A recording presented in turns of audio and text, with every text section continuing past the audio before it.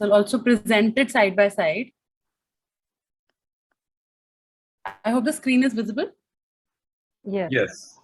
Right. So any questions, or should I begin with it and then we can probably take questions while we are doing it?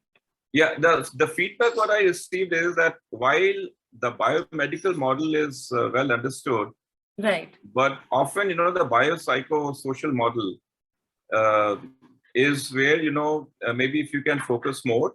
And Right. also, it gels very well with what we are trying to do. Right. Also amalgamating the science of nature into the Right. system. So Right. that might need some more focus. So that's a request. Right, absolutely. So before we come to biopsychosocial, I'll just brief out both the models first, and then probably we can go in that topic of discussion. When we talk about biomedical model, again, as we mentioned in the previous session also, more focus has been laid on the aspect of, treatment, elimination of symptoms. So more that is, something which is going on currently as well. It started around in the 19th century, where the focus was, and if we actually think of hospital or biomedical model, things that comes into our mind is a hospital setting, X-ray machines, MRIs, and a doctor and a patient relationship between them, as in just taking symptoms and going ahead with the treatment plan. So it's something that is more of a relationship between a patient and a doctor, of being where the doctor or where the practitioner is more superior, is what was considered by the biomedical model. So if anyone, any person, any individual is having any issues, any symptoms that they feel that they are suffering, mainly focusing on the physical symptoms per se in the biomedical model, is when a plan of action or an intervention would have, taken place, that what could be done for the elimination of that symptom. So basically, health or well-being pertaining to biomedical model only focused on the fact that if you do not have any illness, if you do not have any disorders, any issue, any physical issue that is there in your body, you're good to go. So that's what biomedical model focused on. Even if we divide the term particularly, that what would biomedical model mean, it would be ideally bios meaning life, and then the medicos part of it meaning healing. Unfortunately, even if it mentions healing as its meaning according to the Greek term also, it doesn't particularly follow the actual meaning of healing, which is that you also talk of other aspects of life which are more which are more relevant to a person's well-being. So if we talk about biomedical model, there are certain factors which it becomes essential to understand this particular model. Commonly talking about, maybe the root cause is something that it needs to identify, that what is the cause of the disease. So a person following biomedical model would focus on these areas, wherein the first issue would be that what is the root cause. Now, root cause, as I said, is for them, health is absence of any symptom. Root cause would be identifying what is the physical problem, a cause of, such as, is there any external pathogens involved, something, because they consider that something external in the physical world which is now impacting you. So is there, like, if you take the example of COVID, there's the presence of COVID and it's having some symptoms in your body like cough, cold, etc. Hence, you need a medical practitioner who's probably giving you medicines to eliminate those symptoms in your body. This is what we understand only focusing on biomedical model.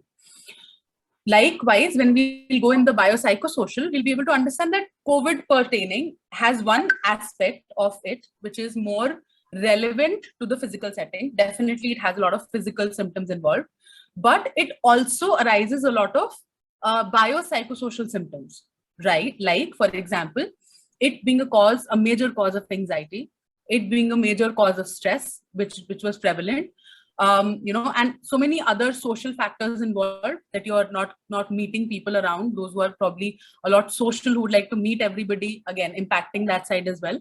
So that's not that's not taken care of when we talk about biomedical model. Another factor that comes in picture when we talk about this particular model becomes the responsibility of the particular disease. Like I said, a pathogen is involved, an external being is involved. They consider that the individual is not responsible. The environment has certain things, certain, like germs, it could be, or anything that is impacting your health that needs to be taken care of. So as an individual, you're just a recipient of that, and that impacts you.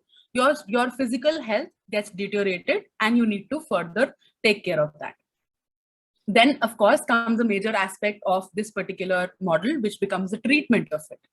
Now, when we talk about treatment, if we have already mentioned that, it believes that the physical substance which is available, which is impacting your health, the treatment will also focus on eliminating that, pertaining to identifying it with a lot of, so technology and machinery is highly involved in a biomedical model.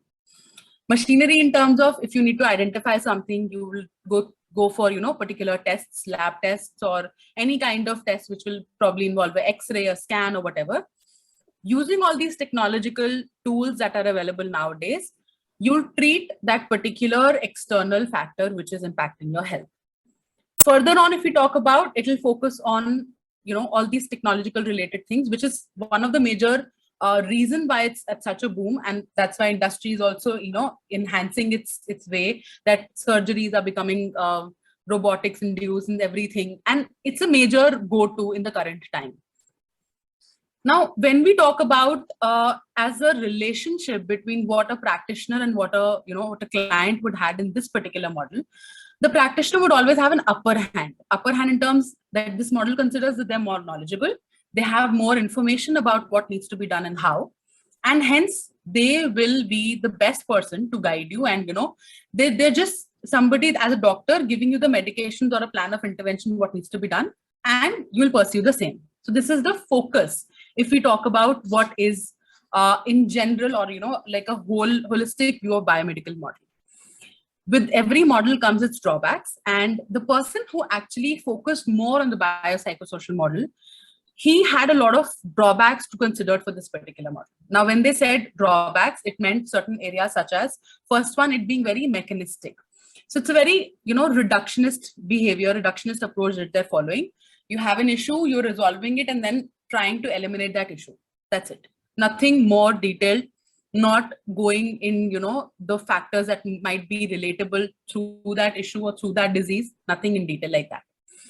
No importance as such is given to the concept of mind, or the mind-body dualism. That factor is not considered at all. They do not really understand that what exactly is the need for mind and body to be considered equally here. Everything that is happening under this particular model focuses majorly on the fact that that issue that is existing needs to be eliminated. That's it. So if we talk about the concept of psychological health, spiritual health, or social health is not considered under this biomedical model. Another one being that even though one of its strength is that it's, again, high on machinery, so it's being developed, a lot of development, technological advancements are happening under the same, yet it becomes very mechanical in terms of that, you're relying too much on mechanical things than on maybe an interaction between the practitioner and the client, which will be focused more on biopsychosocial model. With the high increase of mechanical things which is present in this, the accessibility and affordability becomes an issue. So these are the drawbacks, which were ideally, you could say, the foundation stones for the reason a holistic model or a biopsychosocial model had to be incorporated. Now, some of the strengths that it has, like it's listed here, that, how it is explaining different areas, how it is helping in diagnosing certain aspects of life is obviously more relevant. But with every model comes its drawbacks and strengths, and hence this was a changing, or sort of a main area where biopsychosocial model had to come into picture, because the concept of an interaction between mind and body and other aspects of the environment which are equally relevant became, or was rather very much relevant in the present time. Now, as I said, when we talk about a holistic model, which one such model is biopsychosocial model, the holistic model, when it began, or when it had its presence, was majorly to eliminate the drawbacks of the biomedical model which were existing. Now, when we talk about the definition of health, this particular model considered the definition of health in terms of, you're not only focusing on reducing the symptoms, but also you're trying to understand what are the underlying causes of the same. In terms of, is there any lifestyle issue that probably needs to be taken care of?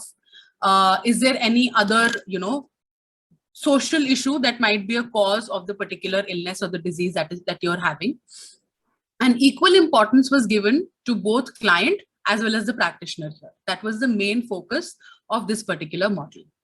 Now, when we talk about equal importance being given to both, the client and practitioner, it basically meant that the interaction that they were having was not just a relationship in terms of a doctor and a patient, but more of a mentor, a guide, a role model, you could say, to bring about certain relevant changes in the lifestyle, which will help in enhancing or which will help in reducing the reasons why certain issues are more prevalent in an individual's life.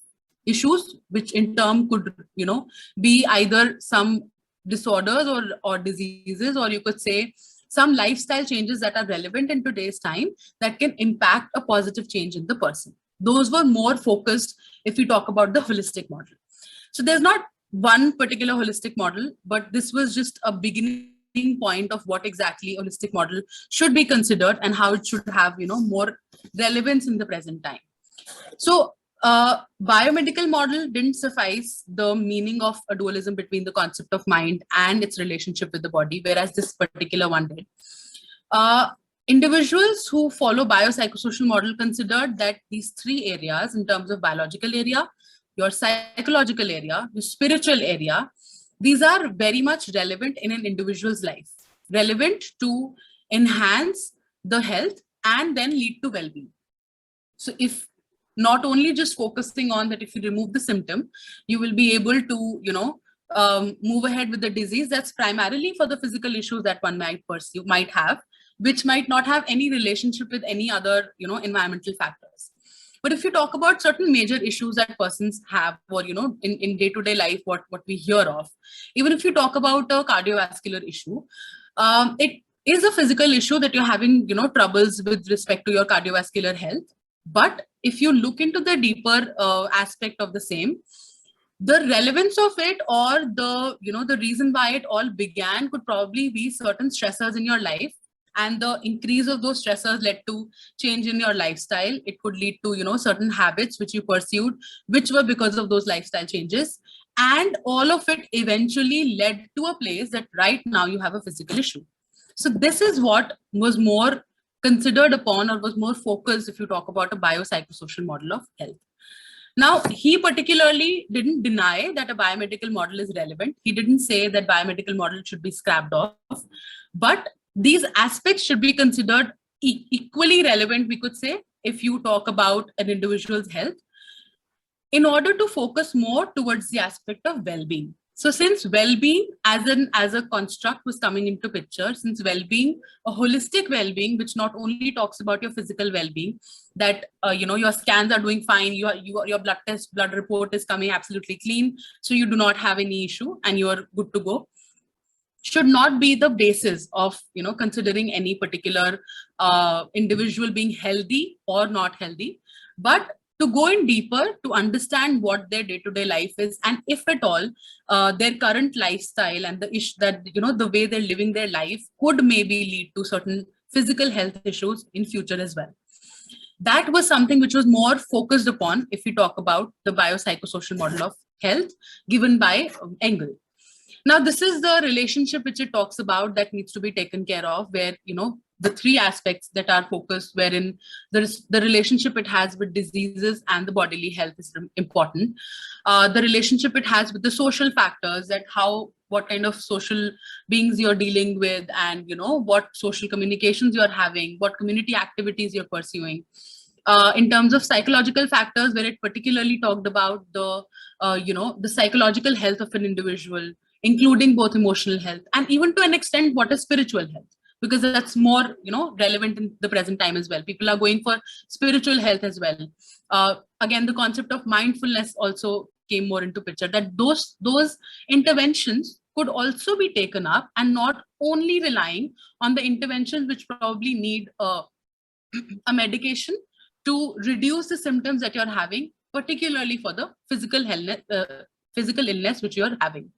So that was the focus. Now, if we talk about certain strengths of the biopsychosocial model, its relationship, like I said, with the client and the practitioner had been given equal importance. Like if we talk about a counseling session, probably an equal importance would be given to understand what exactly is the person's point of view. A person is feeling a lot of issues in their personal life. Let's take an example of a child who's right now who's having anxiety because of their exams coming up, or the entrance exams that he or she has to pursue, because of which the anxiety is rising, and a lot of physical illness because of those anxieties might have been prevailing. Like you could say shortness of breath, or it could be palpitations at a regular rate, or rigorous changing of the body temperature maybe, or it could be increase in blood pressure. So these are the physical issues which the person is having. Often in the present time also, we have observed that a person will only think that it is important for me to go to a doctor if they have like a physical illness which is there. If there is no physical illness, they consider that it's not something that the doctor needs to take care of. It's it'll be fine. It'll be fine with time or whatever.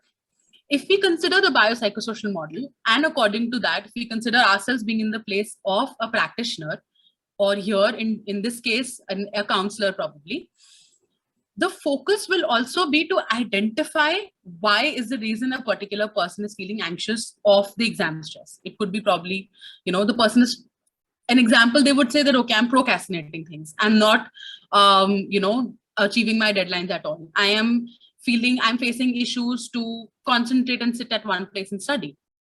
These are certain factors that they've listed. Now, a job of a counselor would be to understand that why, or what are the reasons behind all these things. What could be the possible reason that a person is pursuing or having these issues at a regular rate, and because of which they're hampering their physical health as well. And apart from the physical health, the psychological health and social health is already hampered because of procrastination. We could say, or it could be a case that the person will stop meeting his or her friends. They would prefer to, sit in isolation, not talk to people around them. They would, if they are procrastinating, it would automatically lead them to, avoid certain tasks, or not meeting deadlines would again be another, reason for a stress that may be, increasing in the future. So these are some of the ways in which this particular model focuses, that the relationship that a client and a practitioner, that the relationship that they're having, will be helpful to understand and gauge upon these underlying factors which may be present, because of which a proper intervention could be taken up. Those intervention could probably be only requiring certain changes in the behavior, or a simple example could be that you set your goals properly and you just guide them in terms of how that goal setting needs to be done, or how time management needs to be done to reduce the anxieties that you're having because of the upcoming exam. This could be a simple way in which we can simply reduce the psychological effects of that particular issue, which is not only helping us to reduce the psychological effect and helping the psychological health of the particular person, but also on a larger extent eliminating the future cause that it may have on the physical health as well. So in a way, if we see biopsychosocial model, the major strength that it has, that it is not only it basically is acting as a first aid towards the physical health issues that might be coming up in future, by actually controlling and by actually eliminating certain factors at a very initial level itself. So this is what a biopsychosocial model focuses upon. Now, if we talk about certain strengths like it's listed, it's basically, a lot important to have a patient satisfaction in terms of how you're giving them interventions. It could be really relevant to understand those interventions that, it could be focused more on these three aspects itself. Like if we talk about certain strengths of biopsychosocial model, it will also have certain, like drawbacks as well, if we could say. Those drawbacks is again the same, that with increase, now it is taking three things in combination: physical as well as psychological, emotional, spiritual, and the other aspects. Now, if physical is still taken into consideration here, which basically means the advancements, the technological changes that are happening are equally relevant in this as well. So we are not eliminating the fact that we have to keep aside the physical aspect completely and only focus on the psychological and the social aspect.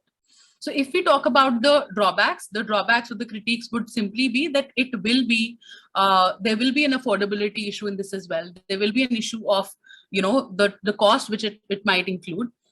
And because it is also sort of, having a relationship between that client and practitioner, you need to go deeper into the understanding of what the person might be feeling. Hence, it becomes more time consuming also.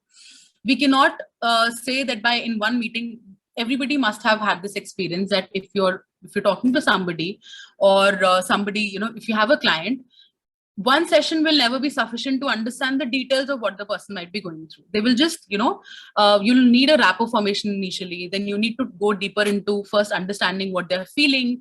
They will take time to open up to you and so on and so forth. So this entire process of going ahead with the biopsychosocial model will take time for the client to first get adjusted to the particular practitioner and then, open up with whatever issues they're facing. If we talk about a biomedical model on the other hand, if we have any illness or any issue, we simply go to the doctor and tell them the symptoms. I don't have appetite for food. I am having, irritation in my stomach. I have certain issues like that. They probably won't even, reply you back that what is the, what is happening, how it started. Not even that. They'll probably give you a medication and tell you that how long you have to pursue that medication, and that's it. It ends there. Right? So the time consuming part relies more on the biopsychosocial aspect because you need time to understand and go deeper into the client's maybe day-to-day life, maybe the issues that they're having, the reasons to actually go to the particular cause where it all started. So we need patience as well if we talk about this particular model, not just for the practitioner because they are obviously taking time and effort to go ahead and talk to that particular client, but even for the client, they should be very patient and open to discuss. If they are having second thoughts about coming up and discussing these issues, and probably after one meeting, they say that, nothing helped me. I don't have any issue. I don't have any, solution to my issue. And hence I stopped this, which generally people face in sessions with counseling, etc. That quick fixes are not available with this particular model. So this is another reason that it's critiqued upon, that, it is very time consuming. It's complex in understanding. A client might face issues in understanding that why do you need to go deeper into my psychological health to, sort my physical health. They might not get that clarity. So in giving that clarity, in giving that basic understanding that why are we talking about a holistic aspect of these three for your wellness itself becomes very much relevant if we talk about biopsychosocial model of health. So this is basically a more, I could say, a detail of these two models that we are talking about. And if we talk about the difference, we could use this particular difference chart to identify that how these two models differ eventually. So again, the cause of illness is what I mentioned that is relevant for biomedical model. It's one of the root causes. So it focuses on some imbalances or some external factors which is relevant because of which the physical illness is present. With biopsychosocial model, it could be a variety. It could be in terms of an effect of psychological health as well as social health as well, for it to be a cause of that particular illness or issue that a person might be facing.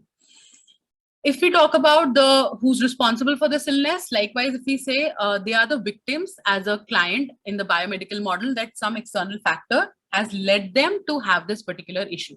Whereas here, individuals should be held responsible for their particular issue. Held responsible not in the wrong sense. It basically means that their entire health, because it's related to them, they are the center here, and their social health, their physical health, their psychological health, spiritual health is all that is going around them. They are relevant to understand the core part of the issue that they're having, the illness that they're having, because it's they who are the center of the entire thing.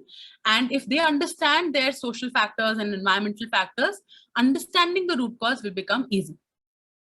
Now, if we talk about how this particular illness should be treated, with the biomedical model, like we say, with the increase of technology and everything, you probably need surgeries to be done, or probably just a vaccination would do, or probably just some medications would do to basically reduce the symptoms, the physical symptoms that a person might be facing.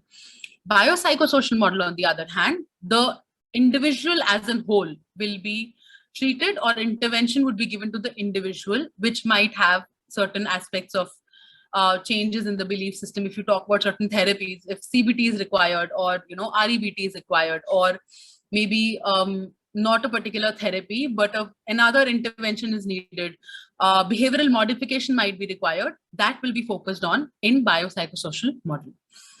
Who's responsible for the treatment? Here we simply say that the doctor who's taking your case up is responsible. They will tell you what needs to be taken care of, how and what medications to be taken, and accordingly that person is responsible for your illness. Again, in biopsychosocial model, the person responsible for the illness is the individual himself or herself, simply because they can guide you. Like we said, the relationship between them is more of a mentor and a guide. They can guide you as a professional that what needs to be done, how we need to really take care of our health, and how those behavioral modifications need to be taken care of. They can be as a step-by-step process in guiding towards making that change, but a major role of the particular person who's responsible is how to bring that change in their lifestyle. So there the person becomes more important. If we talk about the relationship between health and wellness under the biomedical model, it's more seen as a qualitatively different. You're either healthy or you're ill. Simple concept. In biopsychosocial model, it's there on a continuum, that it's a progression from your physical health being better to your psychological health being better, and then going towards the concept of well-being. If we talk about the relationship between mind and body, they're independent with each other. There are two different entities. If you're having under biomedical model, they do not consider mind being a cause and effect in terms of your physical health. It's separate entities entirely. In biopsychosocial model, the focus is on the interaction between the two, how your social factors impact your physical health, or maybe how your social factors impact your psychological health, and so on. Then what is the role of psychology in health and illness? Under the biomedical model, illness may have a psychological consequences, but psychological causes, but not any psychological causes. Unlike in the biopsychosocial model, psychological factors not only are a possible consequence of the illness, but they might also contribute largely in terms of how your health is being affected. Like we said, it's a continuum. On different levels, how it is affecting you, it could also be responsible for the same. So this is the difference between the two models that we were covering, and then the aspect of health again, which we've already covered. So any questions till now? I've tried to cover it as much as possible, like elaborating frankly in what we did in the previous session. So any questions anyone has, we can take that up now.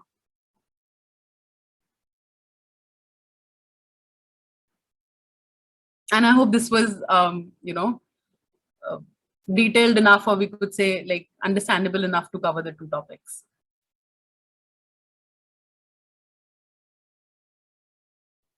Yes, Professor Gosai. Maybe you may like to remove the presentation and... Yeah, sure, we can do that. Together. Yes, please.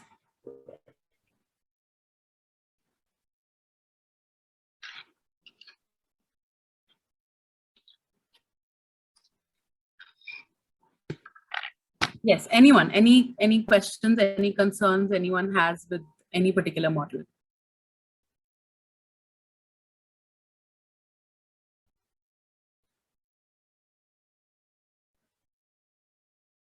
So maybe let me break the ice.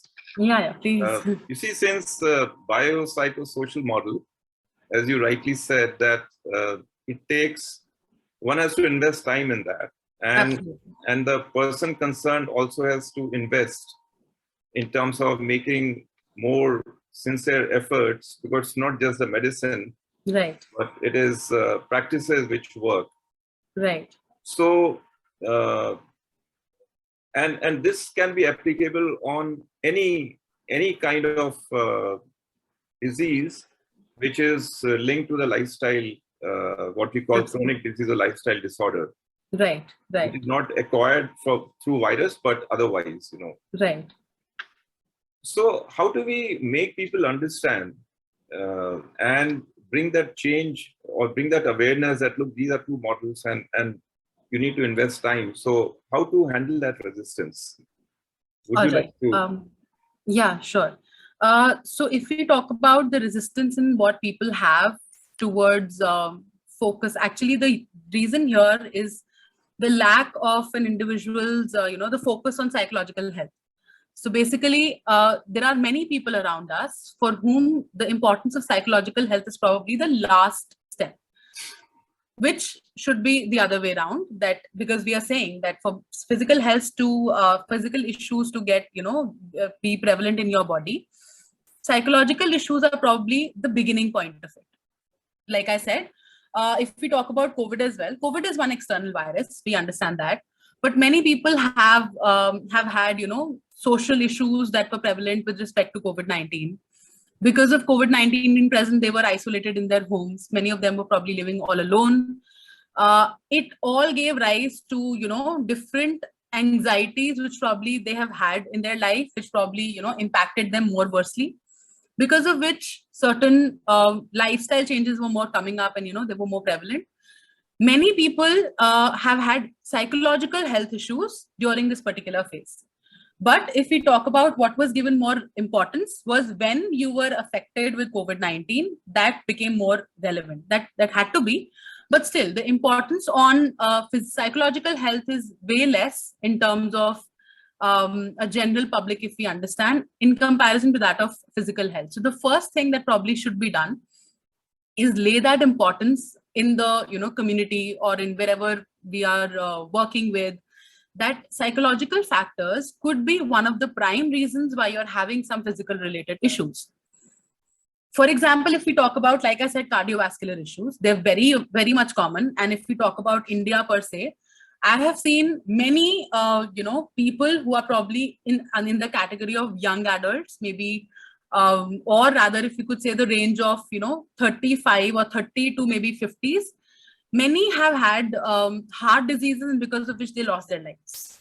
So when we talk about heart diseases, we only focus on getting our scans done, understanding which arteries and what is blocked in our heart, getting it treated with surgery. That's it. We consider that as the basis of everything. But what about the lifestyle issues that might be one of the major reasons for that? If we talk about blood pressure, I think the major cause of blood pressure begins when, the stress is high in our life and at a very, for a longer period of time. So all these things, if it's given importance in the people that we are going around with, in the people who are having a communication with, in the community that we're living in, that will probably be one of the basic steps to make people understand of the same. Because for anyone to understand a model would probably be really difficult. They would probably not even want to listen to what a model is and which doctor is following which model. They don't care. They just care in terms of being treated. So for them to understand where it all might have begun is relevant in terms of getting this model into their lifestyle.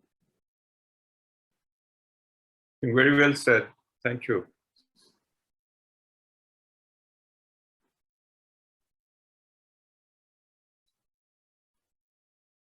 Anyone else? Any doubt that you might have had in this particular or in the previous session, we can take that up. Or if any examples you can give, which were, like when you were having a conversation with your clients, what examples did you feel that, was lacking in your client to give importance to psychological health, and their focus entirely was on, physical health, that you just give me a solution of how I'll be better. That's it. That's the focus.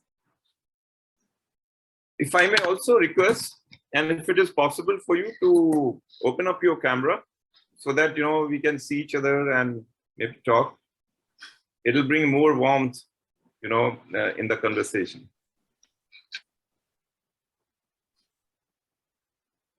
Yes, Dr. Anjali. Yeah, I'll give you an example, sir. Yes, please. After COVID, we saw a lot of children who were in the age group of 1 to 2 years who should be able to talk. But Right. They were not talking. They had not started speaking at all. These children had a lot of speech delay. Right. Now the parents always came, they came with this problem that the child is not talking. You please make the child talk. because it is time for the child to talk. But the underlying problem for the same was that the child was staying with the parents who were at Absolutely. home all the time. But since they were working online, they were not talking to the child at all. Nobody was interacting with the children. So the children did not develop any speech. But for the person who's coming, he just wants you give some medicine, make the child talk. So for them to be, so this is how I think every contact with every person that we meet should be used as a contact point to explain something regarding the other aspects of health rather than a simple solution, a quick fix, as Dr. Nupur said. Absolutely. We don't have a quick fix always. Absolutely. But Also, because of fast moving world, everybody wants a quick solution, just right, give me a solution to this so that I move on. right, ma'am. Right. Ma'am, also if we take the same example that you just mentioned, I think the entire COVID time, had, like you said, had a lot of lifestyle changes that were forcefully induced actually. So if you talk about these milestones also that a child achieves, they were all delayed. Yes, all the absolutely. So just understanding, making the parents understand that it's not always not a timetable that your child is following, that okay, this age is achieved, so you just cross the tick on this particular milestone, that they're doing this, and so on and so forth. But with the changes in the time that we are into right now, with parents working, with no social contact with the child, they probably all went to school after 3 years. So that's a important discussion actually to be made with parents as well, for that matter. True. And many times when we see some patients, they will come and talk to us, and they will say that now after we go home, we don't really need to take the medicine. We are already feeling better. So Right. if the patient if a person has a positive a positive mindset, the stress level is low, many times just talking about the problem and these things will help him rather than the medicine. Right. And sometimes the person understands that also, and that means in the back of our mind we know that these things are important, but Right. just they are not stressed enough. Absolutely, ma'am. Absolutely, ma'am. Very rightly said.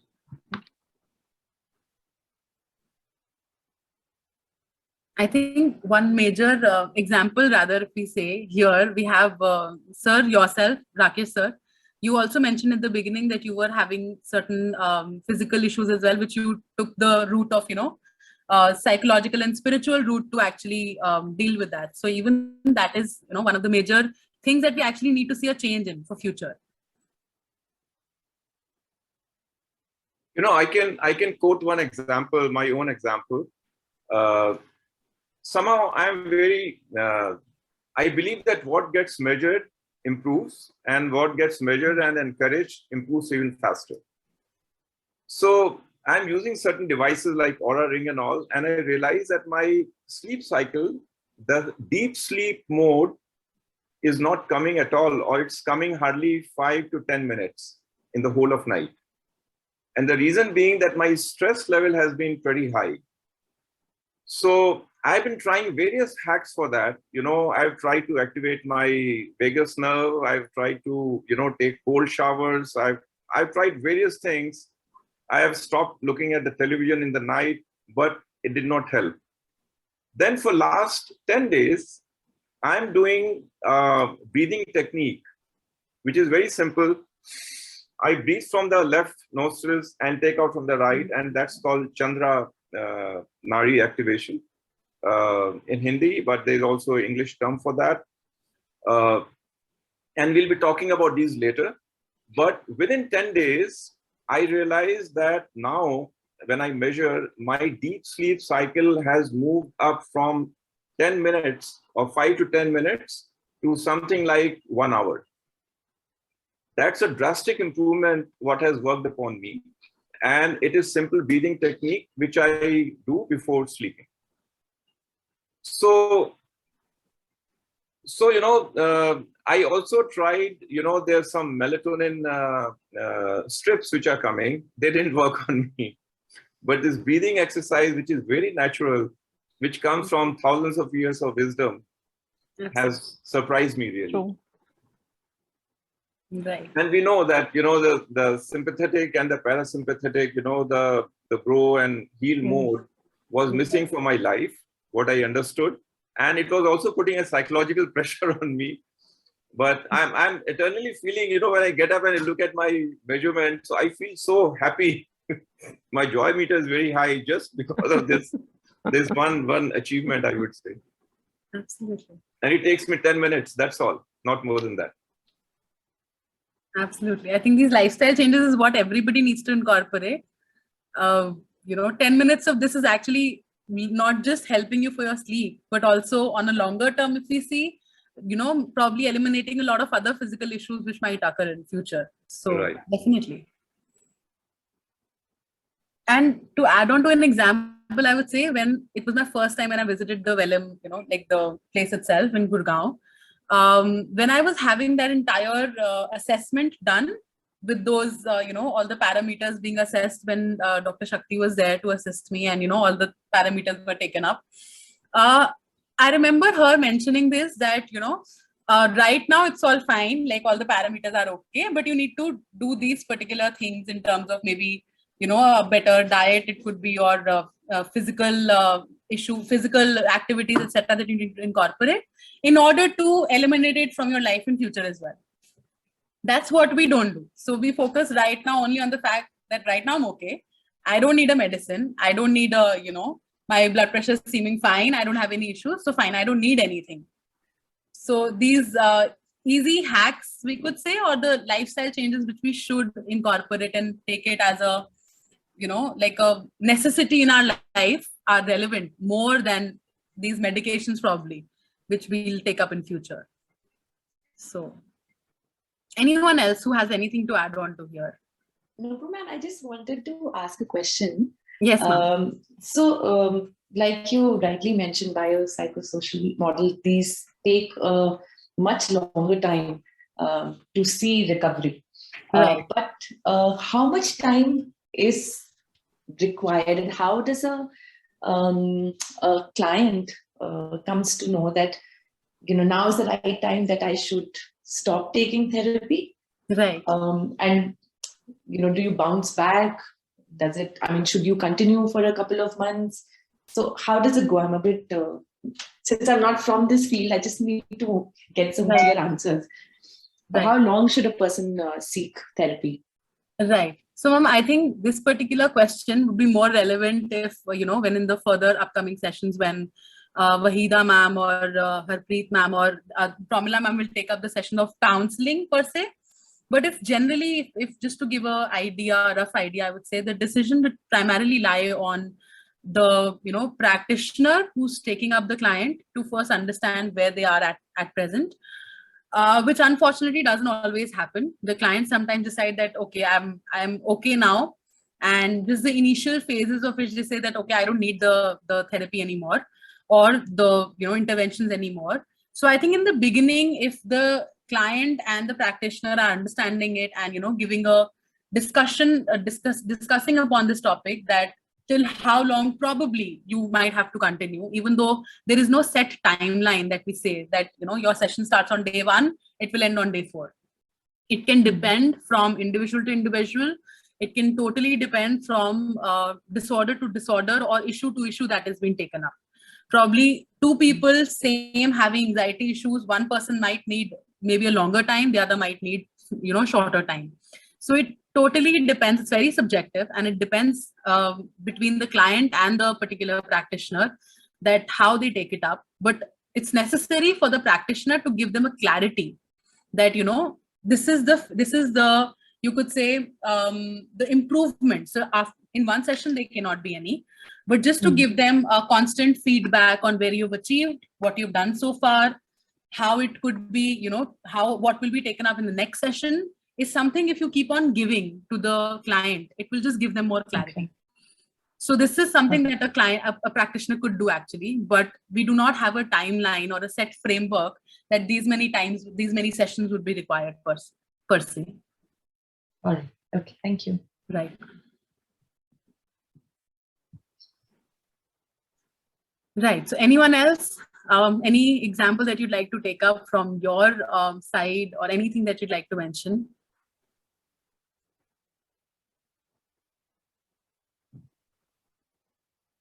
I hope this helps for the assessment question as well, because those will be the two questions to talk about the models. Majorly only, relating in terms of why we need biopsychosocial model is more relevant.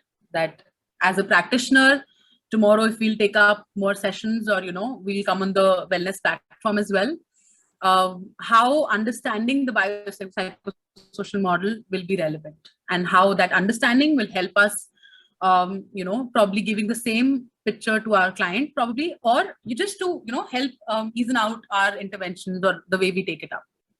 Even though we all being in the field of psychology already take up the same model, because that's the agenda eventually, to focus on psychological and other health aspects. So this will just help us to probably get a little more clarity on the same.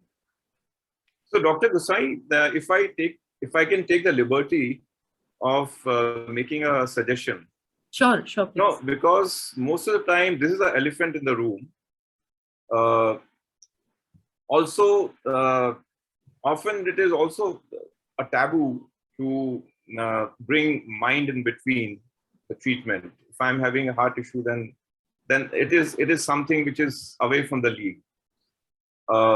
So can we have kind of a homework for all the participants to create a video of maybe 2 to 3 minutes, right, in terms of differentiating the traditional system, meaning the biomedical model, right, the biosocial, the psychosocial social model, and explaining it in their own way, that why it is so important, right, and if we and what is there in it for their clients. right. Let's say if we get it from 20 people out here, so at Vellum, what we can do is that we can then edit and try to put the pieces together and create kind of a collage, and give it to all of you out here, which can be used, maybe to give it to the clients in the future, to make them understand that, look, while it may take time, but that's what it will bring to you, and what you would need to collaborate in the process. Absolutely, we can do that. It's actually a good way to provide awareness to the clients as well. So the entire video consolidation of that could be used in the same. So we could definitely do that. And I think it should not take much time. Just take a selfie on the phone, and one can WhatsApp in the group or put it on the platform. Leher is the best person to say, but she will put it in a proper framework and send it to everyone. So whatever comes to your mind, and we can pick it up, and bring a collage to all of you, and hopefully it helps in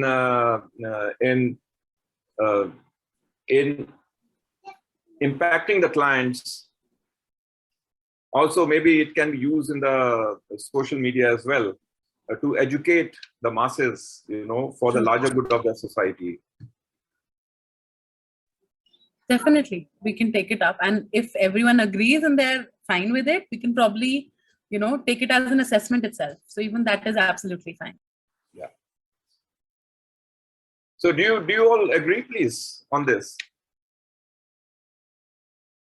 Maybe you can give a thumbs up or thumbs down, whichever way you like, on the chat box. That's a good idea. Great. So we can probably change the assessment, and we can take this up as the assessment instead of writing it, because this is more engaging, and it's also more for remembering as well, and for going through the concept again. It's probably a better method of learning. So definitely we can go ahead with this. Yeah, and we can use it also later on, for absolutely. a practical purpose. Absolutely. Right. So thank you very much, Dr. Gosai Thank you so for agreeing to come over again, and very helpful. I believe Raman is also on the line, but I also see Professor Harpreet Bhatia out here. And we look forward to your session also, ma'am, in the future. Hello, sir. Good evening. Hello, ma'am. Good evening, everyone. Yes, I'm also looking forward to the session, especially I'm trying to go and make it interactive. So I hope everybody will be participating in the session. That would be more interesting than just my speaking and them listening. So I'm looking forward to interaction from all the participants. That's a great idea, and maybe to all the participants during the week, think of how can we make it more interactive, and maybe in the next session what we have for some time at least, we would keep the cameras open so that we can chit chat a little bit as well amongst the group.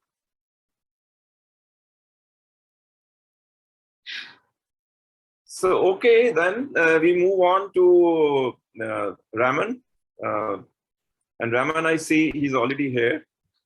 I believe we got very good reviews of Raman's session as well, which he gave in the last week, Saturday and Sunday. So he's already been there for 4 hours. And now, Raman, I believe you also sent 3 more videos. Good morning, Raman. Hello, how are you guys doing? Great. So the floor is yours, man. Yes. It's great to be here again. And I hope we have started to practice some of the laws of wellness in our lives. Anybody has anything that they have implemented already of the things that you learned? Any of the tips?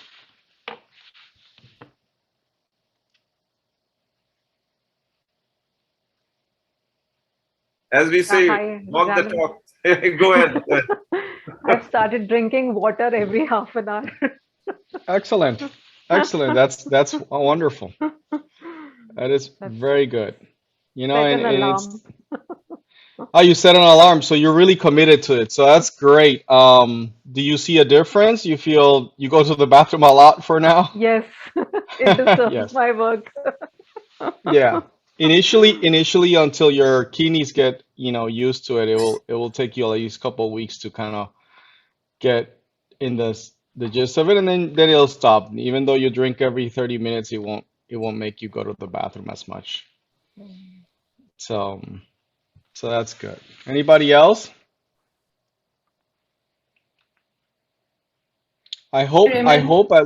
Yes.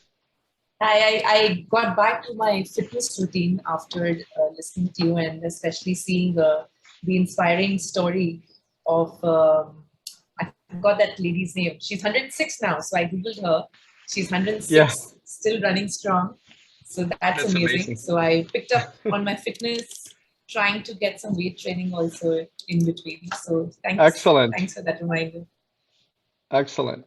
I saw And- she ran a campaign as well for her on the LinkedIn. Yes, I was so inspired. I wanted people to know.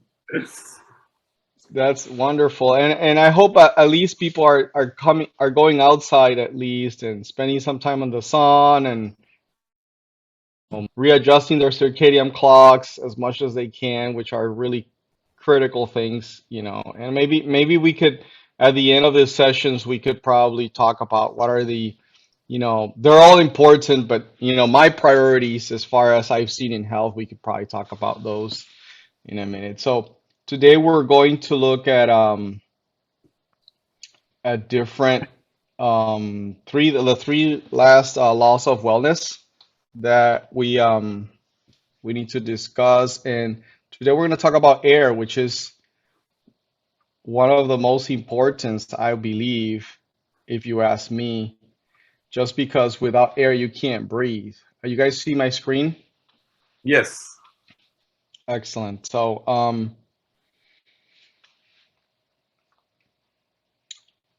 So air, and basically air encompasses a lot of things, but we're talking more about oxygenation. It's really critical for our lives. You have 3 minutes, if you don't breathe, that you're going to start having damages in your brain. And we take it for granted because it's basically something that it comes automatic, and you're not thinking about it. I'll tell you an experience at the end of the class that I just experienced just last night with breathing and oxygenation, which is pretty powerful in my eyes. It blew me away. So anyways,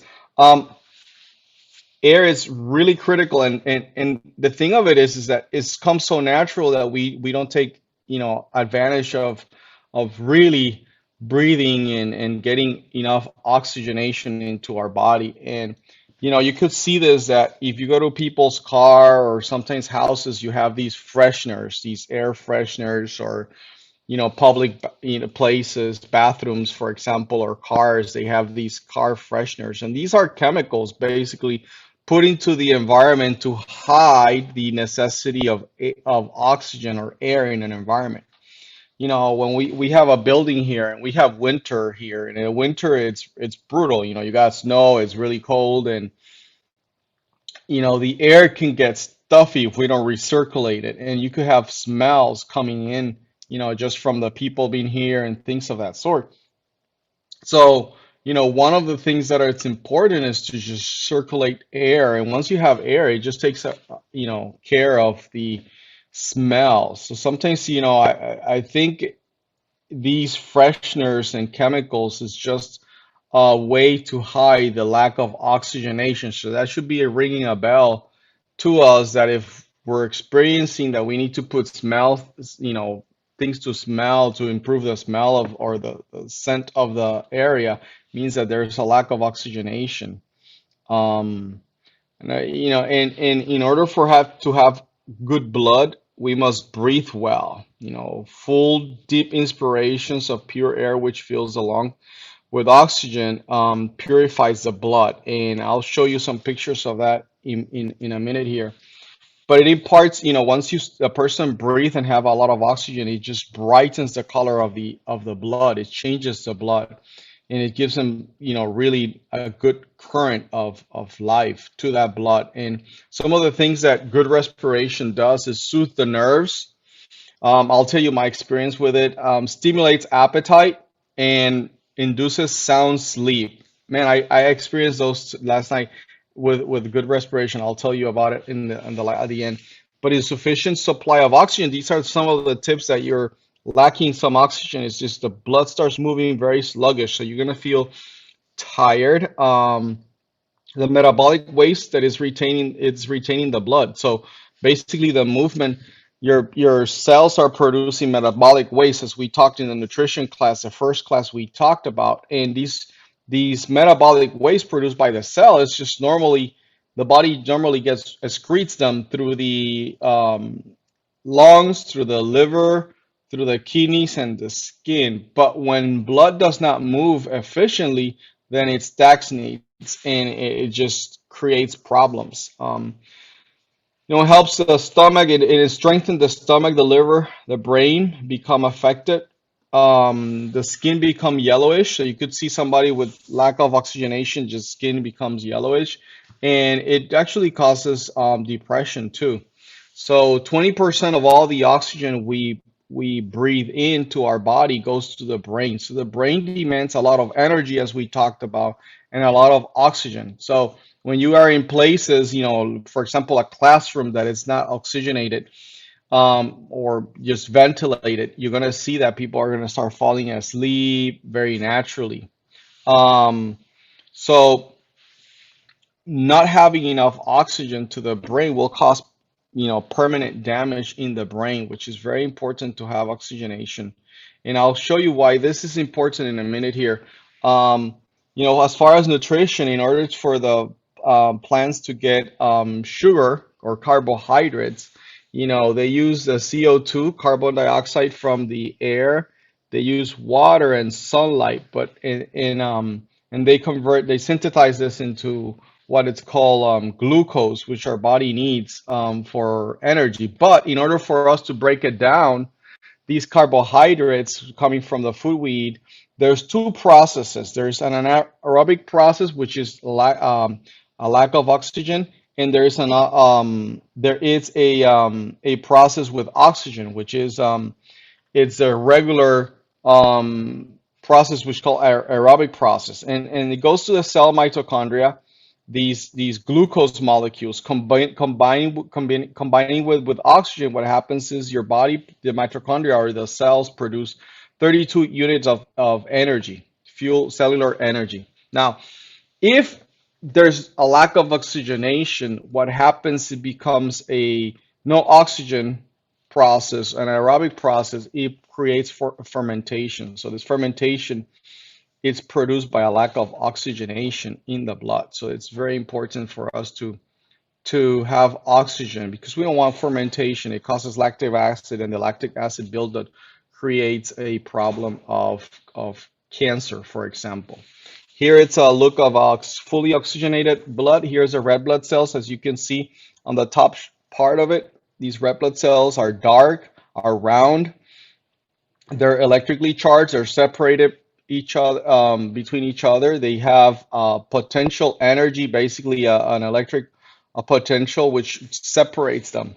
And the reason this is because at one point, when they're mature enough, the cells destroy their nucleus. These red blood cells, they destroy their nucleus. And you could think about red blood cells like truck drivers. They carry nutrients, especially oxygen, around to the cell. So they're very important to our body. And what happens is, since they don't have a nucleus, now they don't have a way to deliver the oxygen. They don't know where to go to, they don't have a map to say, okay, I'm going to deliver the oxygen to the stomach cells, or I'm going to go to the liver cells. They don't have any of that. So they depend on the pressure of the heart.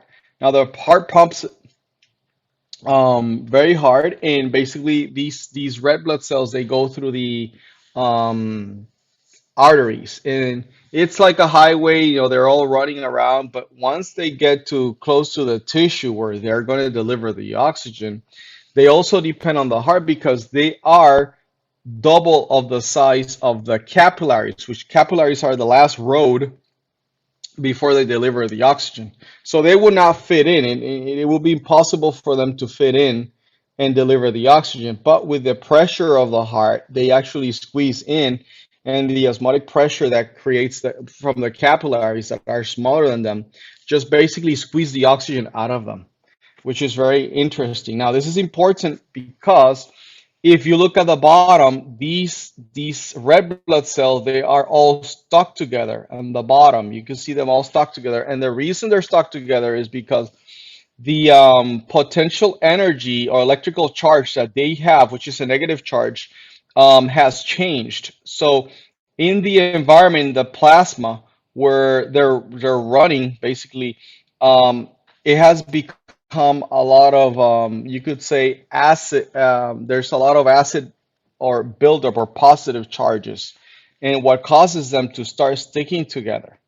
Now, in this condition, they will never be able to deliver the oxygen that they need to the cells. Now, you have always some separated cells, that's why you're alive, but you start creating these masses, and these masses causes a lot of issues, especially chronic fatigue, lack of focus in people. And this is very common because, if we talked about our digestion hygiene, I stress that out. If we eat on the run, or just we're running, we're eating and working, we're drinking water with our meals, that could cause the change of, because it's not a complete digestion, this could cause a problem with these cells sticking together. Also, a higher protein content in our diet than we should also will cause this problem too. So a lack of oxygenation is detrimental for the health of the organs, of our organs. And the thing is, we don't notice it very quickly because the body is always very efficient to deliver oxygen around. So it always have different measures, but it's not optimal. So basically, it's like if you're running and all of a sudden you lack oxygen, you just start, you have to start walking. So your organs do the same thing. They go on survival mode. So you could start creating some stressors into the organs just because of the lack of oxygenation.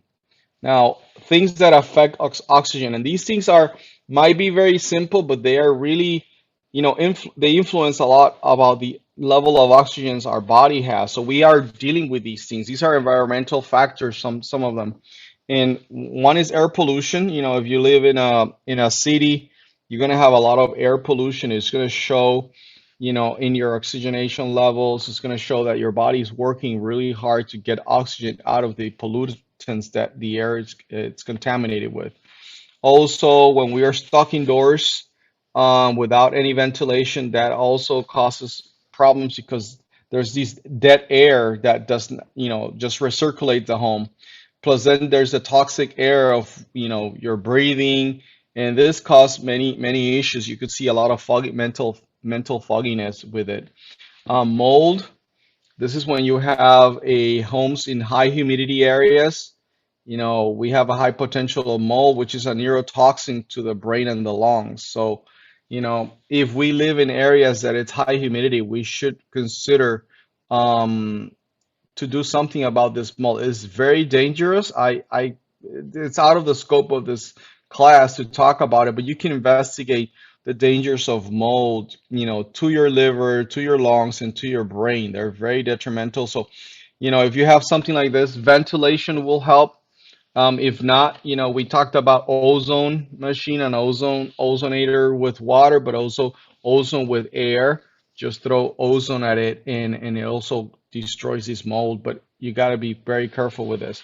Also, high fat diets. The issue with high fat diets is mostly the extensive use of oils, and our society uses oil a lot to cook and for their meals, and there's all these things about oil being really good. But once it's a processed nutrient, which is basically extracted from the fiber that is built, and then it's just added to the food, what it causes is that it goes into the bloodstream too quickly. So basically, when it goes into the bloodstream before it should, because it doesn't have the fiber to kind of slow it down, basically causes these red blood cells. So you can see all these red blood cells here.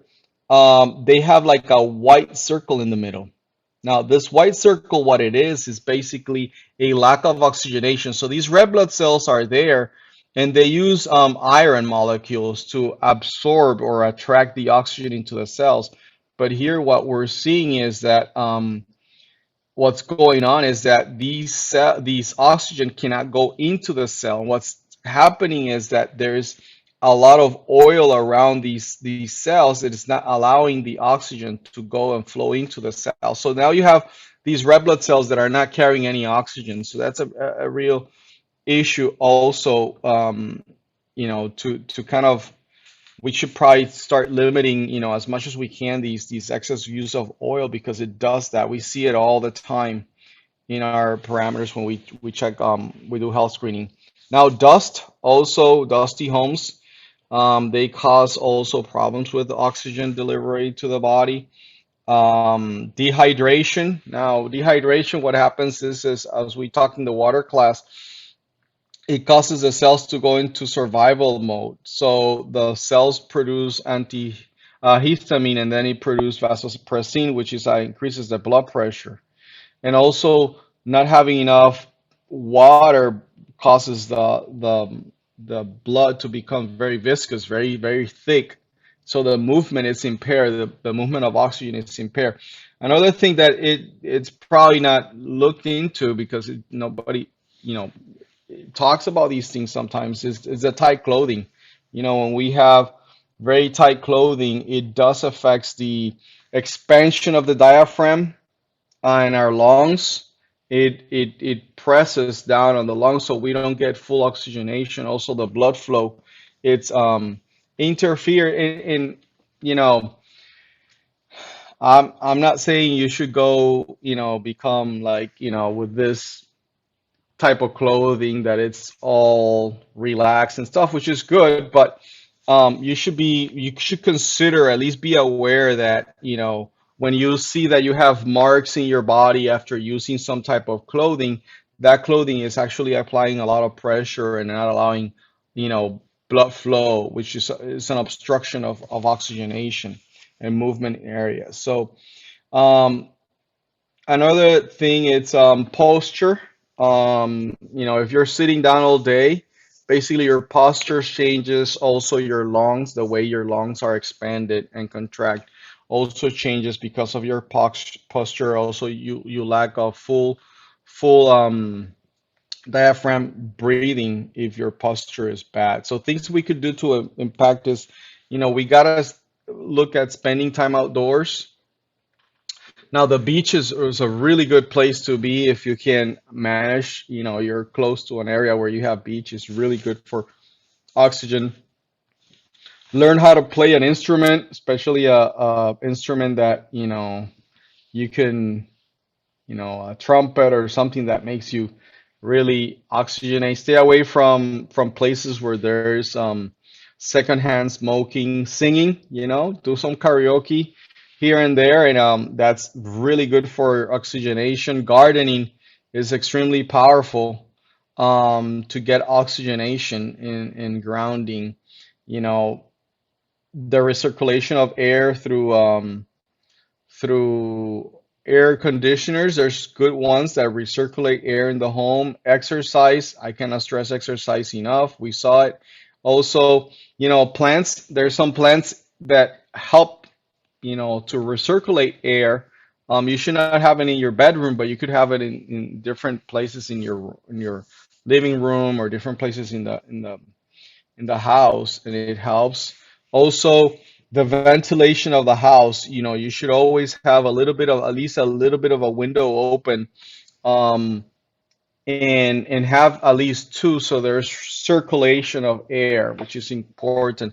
If you have gas furnaces or gas stoves, you should probably consider having some circulation of air, because in order for combustion to happen, you're going to take a lot of oxygen from the atmosphere. And if you're not putting more oxygen in, you're going to have, these deficiencies, and they're minimal. You don't see them or feel them, but over time you can see them. The eating of vegetables and fruits. I mean, this is very important for oxygenation. For example, greens, they're mostly full of chlorophyll, which is just like blood. The only difference is instead of having hemoglobin, they have magnesium, but they actually help you create new healthy blood to carry out more oxygen.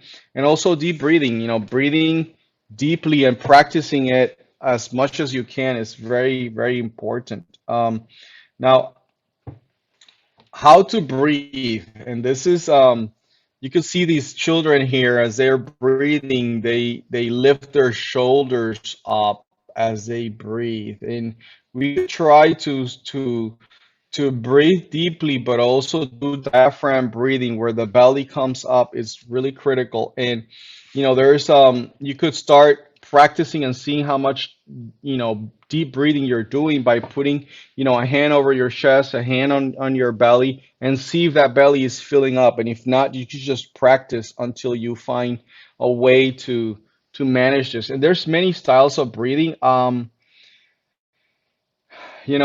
There are, in order to balance things out, there is, you could just practice this a couple times a day, especially when you need balance. You could just do, 4 seconds in. So you go 4 seconds in and then 4 seconds out, slowly 4 seconds out. And you could practice this, 30 times, and it just creates balance. And I'll explain how that works. Also, you could slow your heart rate, and go into relax mode by doing 4 seconds in. Maybe you could hold it 7 seconds and then 8 seconds out, or just do 4 seconds in and 8 seconds out. That's if you feel stressed or agitated. Now, if you want to be, go to kind of boost your energy, you could do this around 3 rounds of 20 of this, where it's basically instead of breathing, you kind of sneeze, like you go. And I know in the Indian society and communities, you guys practice a lot of breathing. So this is kind of preaching to the choir here. You guys have a lot of different ways of breathing that you can tap into. Just giving you some pointers here. And you would do 20 rounds, 3 rounds of 20 in the morning, 3 rounds in before exercise, and at 3 p.m. And when you do these type of quick sneezes, basically you're not really breathing in, just sneezing out. Basically, it's putting you on sympathetic mode, and it just really boosts your energy. And I'm going to talk about the autonomic nervous system, which autonomic nervous system takes care of 90 to 95% of all the functions of the body. They're automatic. You cannot, if you cut your hair too short and you want it to grow, then it just gotta wait, for everything to take its course. The heart beating and things like that. They're controlled. They're automatic responses. You're not really controlling your stomach digestive system digestion. You can't control that. That happens automatically for you. But it is, for example, sympathetic is what is called fight or flight. So it prepares your body for stress. Cortisol levels and adrenaline levels rise, and you increase your heart rate and blood pressure at that time. So this is not a time for digestion. And then parasympathetic is, rest and digest. This is where you can relax and digest your food and rest. Returns the body to a calm state. This is where growth hormone happens. Also, the release of melatonin, DHA, also decrease of heart rate and blood pressure. It repairs the body and eliminates toxins. So this is where your body really thrives and heals. Now, they're both important. You need to be in sympathetic mode. You need to be in parasympathetic mode. They're really important, but you need to have a balance, and that's what heart rate variability does. It shows you a heart rate variability. You have measures. I have Rakesh mentions, you have a Oura ring, or you have some ability to measure your heart rate variability. And basically, what it is imagine if you have a push and pull in your hands, you're pushing and pulling. Having balance, you have to have push and pull. So high heart rate variability means that you're able to go from stress to non-stress to relax mode very quickly. So there's a high rate of variability in your body. So this is where general fitness and recovery happens. Now, when you have a low heart rate variability, you're mostly on fight or flight, and this is where stress, illness, and so happens also in overtraining. So basically, your heart and recovery status, it depends on your heart rate variability. So, for example, when you're in stress mode, you typically are under stress and you're thinking about a problem and you're looking for solutions and you're under stress for a long time. Your heart rate does not your heart rate doesn't want to go into parasympathetic mode. It does not want to relax because it's thinking, I can't do this right now. I need to focus and just be under stress. And so there's a low heart rate variability. The heart rate does not vary as much. Now, this is associated, low heart rate variability is associated, is connected to scientifically to acid refluxes, migraine, low back pain, anxiety, depression, erectile dysfunction, irritable bowel syndromes, and colitis. And I like to show you that your breathing connects your mind and your body, and we know this, and you guys know this already. And the way you breathe determines if you're in sympathetic or parasympathetic mode. Now, if you're breathing, when you breathe in, basically, typically it's sympathetic mode or stress or fight or flight, and it's typically shown by short, slow, short breath.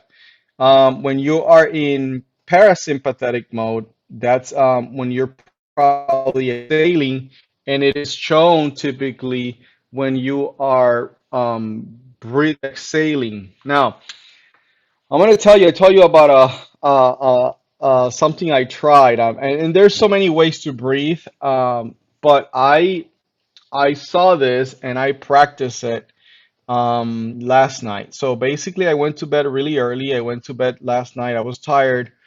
Been busy the last couple days, and I was I was really tired, so I went to bed really early, like at 8:30. I was in bed last night, and but I had a lot of things in my mind, but I still, I was so tired that I just fell asleep at 8:30, and I woke up at 1:30 in the morning, which is not common, but I was like, what's going on? And I have all these things in my mind as I was gonna was I woke up, and basically what I did is the following. I took these challenge, and it's called Breathworks. You could probably look it up. This thing is transformational. It's incredible. Anyways, there's a whole science with it. Um, and I took 90 minutes. It was 90 minutes. I did this deep breathing, and basically it was inhale, fill my belly, fill my chest, and exhale really quickly. And I did this for at least 45 minutes nonstop. Okay, you have to be laying down. There was some music because I can share the link so you could try it. And I started doing it for 45 minutes. Um, my hands curl like this. It was so hard. I mean, I had to push myself to do this. My feet, I lost complete sense of my feet. I couldn't feel them. I was so, just to get there, my whole body was tingling, something that I have never experienced before. And after doing this, um, I was so like I couldn't move. Really, I could move, but I continued to breathe because it's a guided breathing. And I continued for the 45 minutes, and at one point I lost consciousness. Really lost consciousness. Now, the thing of it is the following. I was looking at my Oura ring, and I was looking at the metrics of it. And after I finished this, I felt so relaxed that I fell asleep really quickly, and I went right into deep sleep. I mean, I didn't go through the phases of going. No, I just went to tank to deep sleep, and my heart rate variability went so high. I mean, if I should have put the graph from my phone, from the previous days until right after that breathing, I mean, it was like 50 points higher. My heart rate variability. That's like super relaxed mode. So I was like, man, I was so relaxed. I couldn't really realize how relaxed I was. It's just so powerful. And anyways, this is something that I just tried, and I was like so impressed by the whole thing that I was just stunned because I never experienced anything like that. So breathing, can really change things for you. Now, there's 4 positions that help you to really breathe deeply, and you could take 5 minutes in these positions. This is the first one to the left. It's like in four, you're in your knees, and these helps you to do really expand your lungs and your diaphragm. Also, if you lift your knees, also would do it, and also in these positions, like you're on your back and you lift your feet up. It's also good things to practice once in a while these positions because they not only help you relieve pain, but it helps your breathing too. And it's not natural because this is the way, we were designed, and you can see it in children. So, breathing is so important, and we should practice, the proper way of breathing, but also we should improve the area, the environment that we live, and also, the way we live to improve our oxygenation. Not just depend on breathing, but also, just change the things that you need to change in your environment in order to improve your breathing. So this is it for this loss of wellness of air. I don't know if there's any questions at the moment from this lecture.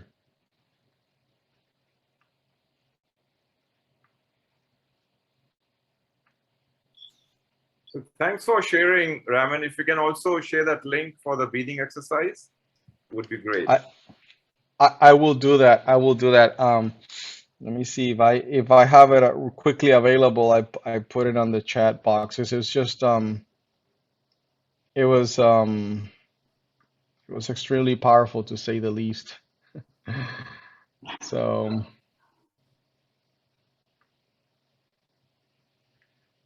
any other questions? Anything else?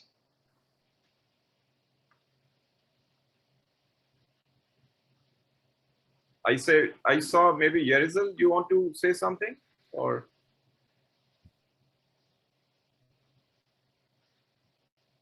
no, maybe she gave a thumbs up. Yeah, I just did a thumbs up. Yeah. Yeah, I didn't talk, I didn't go into breathing and mental state, and the reason I was doing it, was for, for the mental part of it, and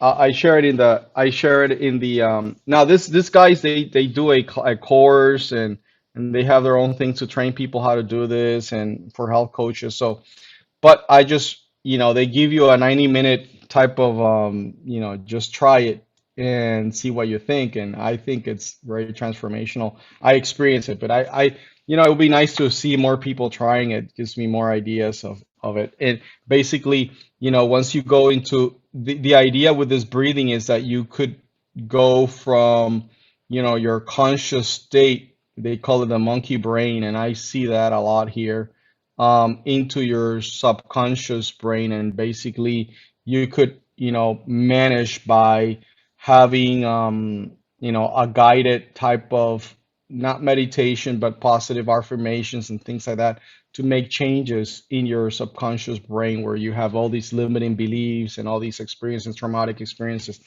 And so that's kind of where they're coming from. And I was just trying that,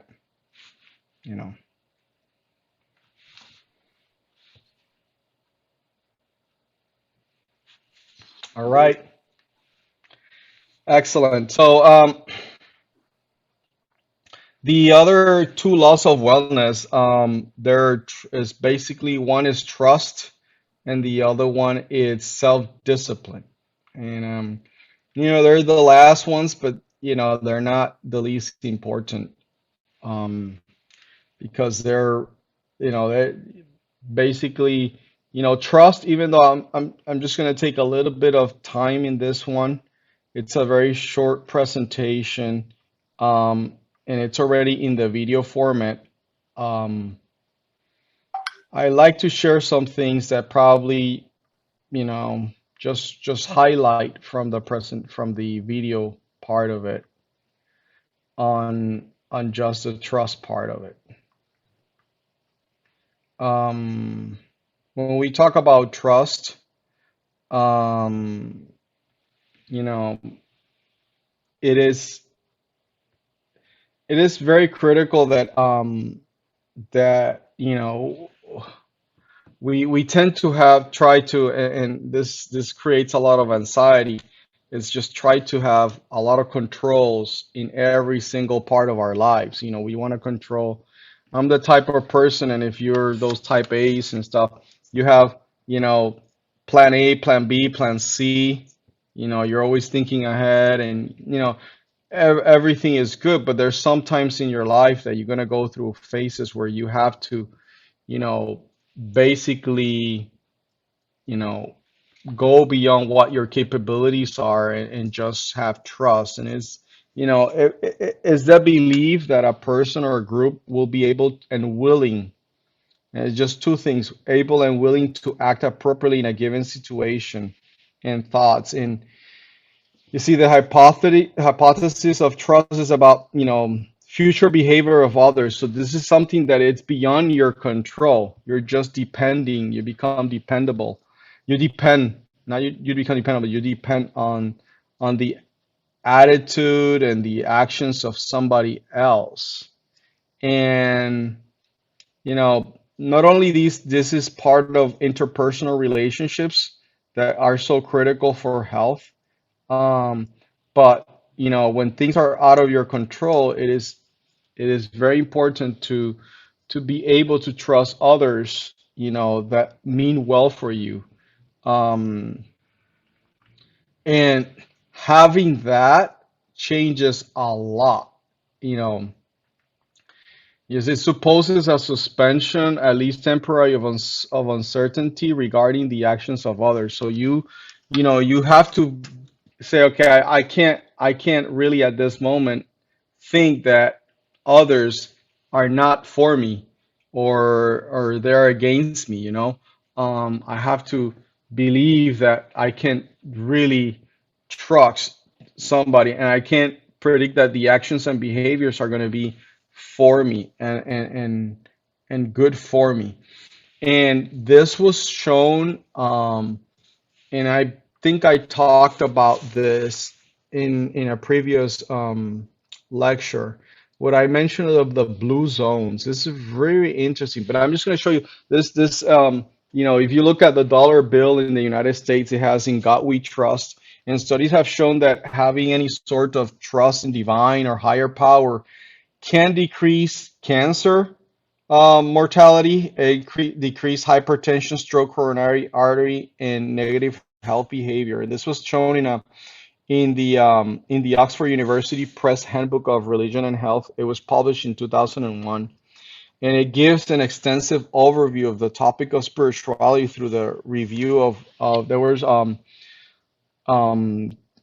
1,200 published studies in physical, mental, social health fields, and what they saw was that, you know, they saw that these metrics, that these diseases, they actually improved by having the people that were having this trust in divine power. And I'm just going to tell you about the blue zones very quickly. You know, the blue zones is where people live the highest. You know, they experience, you know, a healthy life for longer than anybody in the world.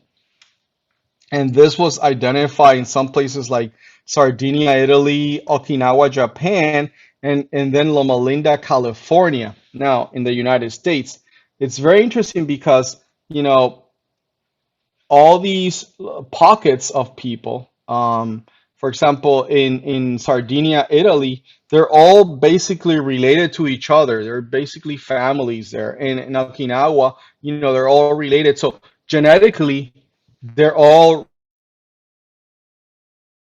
related, and they have the same, you know, very similar predispositions to their environment and to different stimuli the same way because of their genetic factor. Now, in Loma Linda, California, what's very interesting is that it's not genetics. Genetics is not a factor there. Basically, there is Hispanics, there's Anglos, there's all these types of different ethnic backgrounds that are comprised in this group of Loma Linda that is also they live the highest. And one of the things that they demonstrate, not only they have a healthy diet and you know, they exercise, they have activity just like the other ones do, but they have a component of a belief or trust in, you know, they have a faith belief of trusting that God can do the things that, you know, they can't do. And it gives them, you know, it offloads, you know, some of that stress of I need to have control of different parameters in my life. And it's just as a belief system that it's just interesting to me that they are able to allow that experience. And also they practice rest, which I talked about in the rest class. They practice rest and that belief, and it actually changes things even through barriers of genetic or yeah, to different ethnic backgrounds. So this is really interesting, that the trust that, you know, in a higher power or the trust in others that are able to do what you are not able to do make a change in your health, and it's such a powerful determinant. You know, perhaps the best known example of the power of social connectedness. And it's just basically a connection, just having that connection. In the social realm, it affects the health. Like this is a quote from Dr. Dean Ornish. He's a famous cardiologist here in the United States, and his work on reversing heart disease. He looked at so many cases, and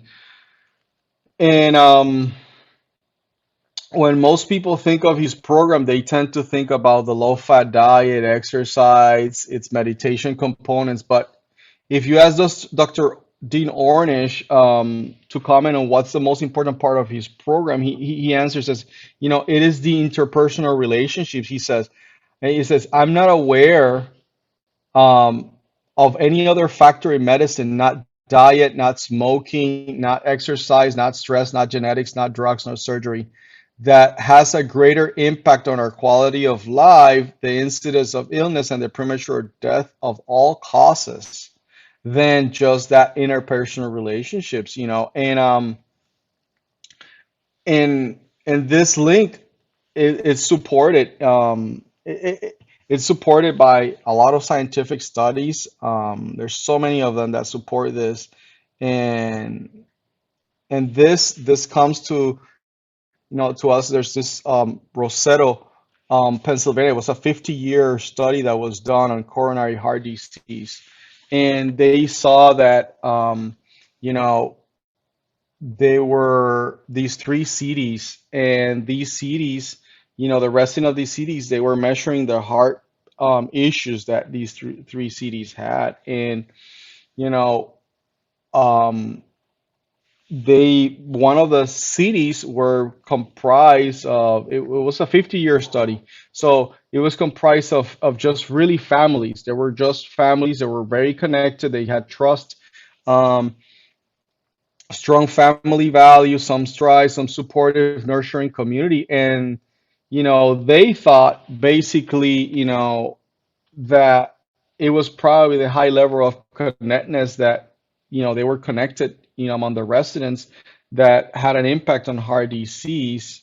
And when these families, they very cohesive families in this city, one of these 3 cities, they start they start changing. Basically, their children started migrating to other places and looking jobs for other places.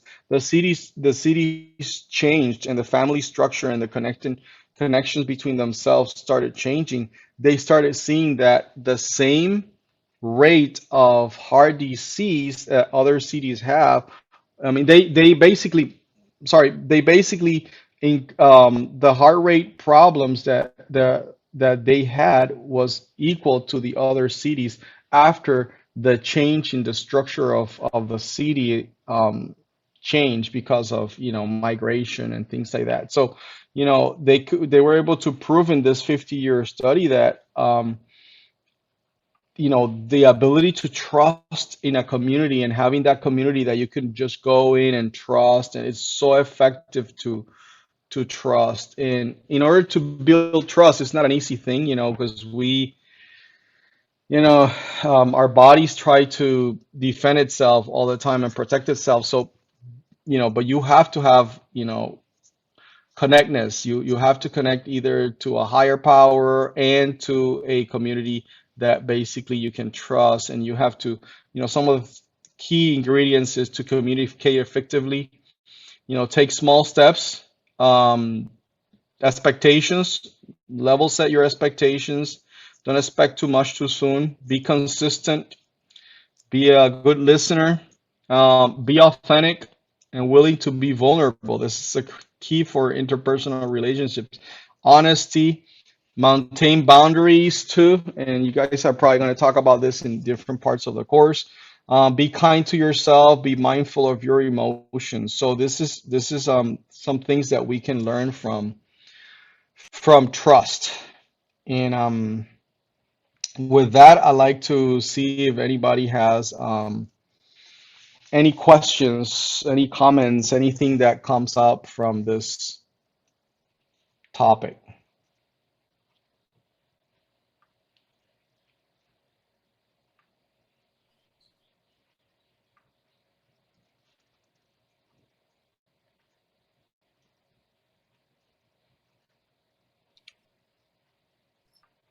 Yeah, and I agree, Raman, that to understand or define trust is so difficult.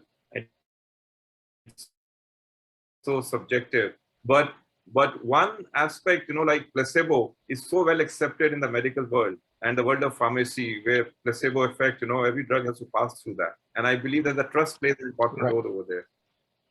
That's right. That's right. And I talked about that in the video part of it, how it does changes things for the patients itself, the ability to trust. And I see that in the program here, at first they don't know what's going to they don't have, they have different expectations and they don't know what to expect. And as we start working together and they get, we start going on a trust, we start trusting each other. I mean, the change in their health improves very quickly after they trust, okay, this is good for me, this is going to work for me, and they're convinced of that. So it's critical. And taking time, you guys taking time with whoever your patients are going to be, and listening to them, and getting that trust. And I know some of you already know how to do that and do that already, because you're already practicing this, but it's really critical.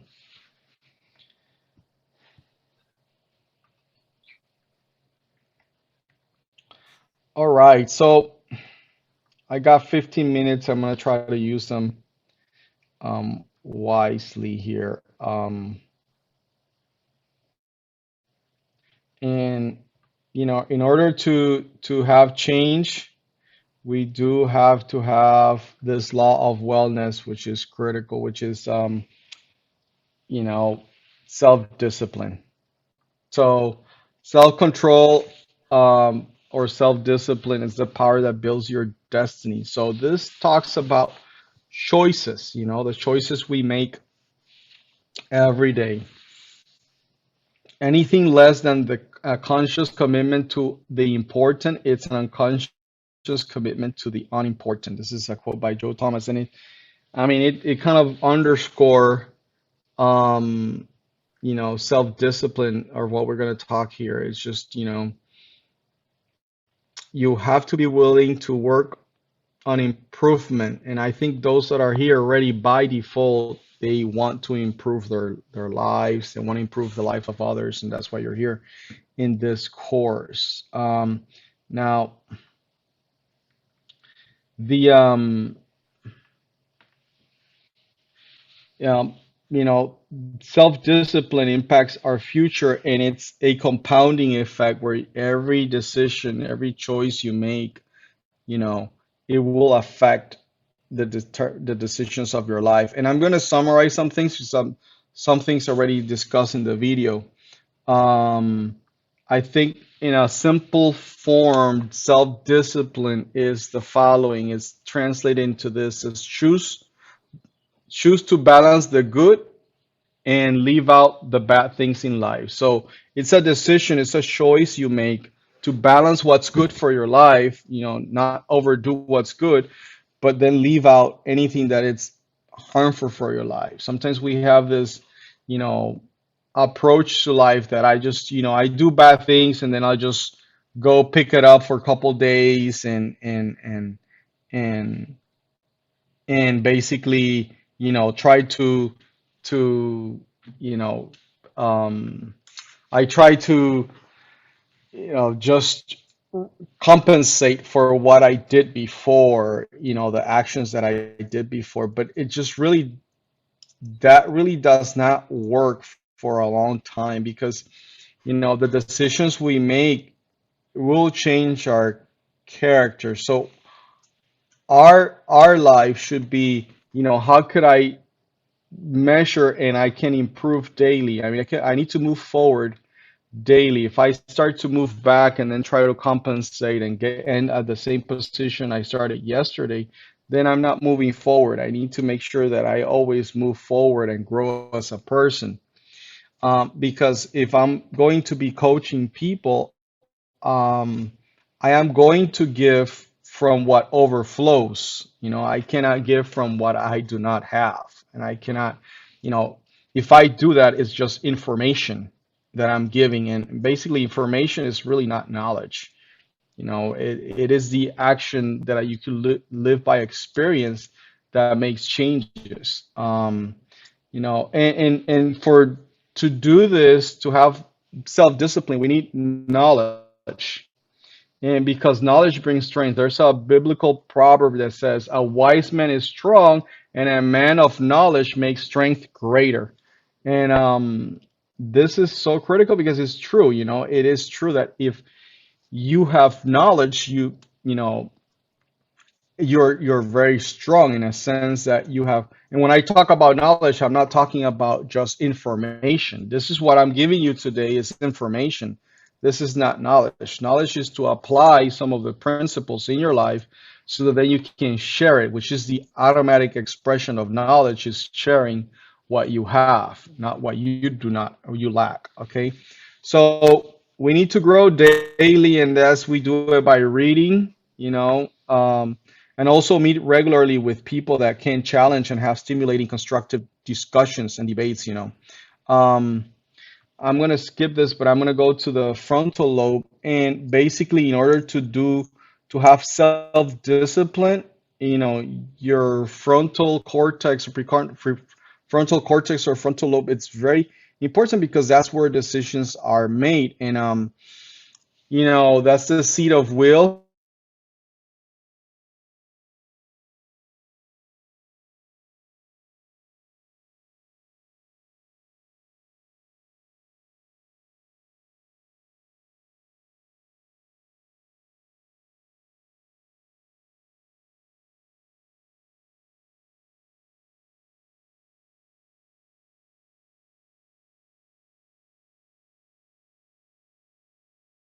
Our brain is frontal lobe, and that's what distinguishes us from other creatures.